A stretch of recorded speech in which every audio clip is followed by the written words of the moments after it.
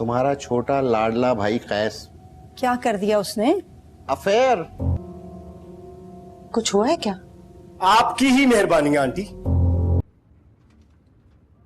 परेशान क्यों होते हो? मिल जाएगी जॉब। क्या हुआ? Is everything okay? हाँ सब ठीक है। जरूरी बात तो मुझे करनी है तुमसे। क्या? कैस क्या हुआ? कुछ नहीं हुआ। लैला, कैस बेटा कुछ परेशान लग रहे हो? परेशानी तो है जॉबलेस होना। केस अब अपनी नौकरी की वजह से हर वक्त परेशान रहने लग पड़ा है और वो जगह जगह इंटरव्यू के लिए भी जा रहा है।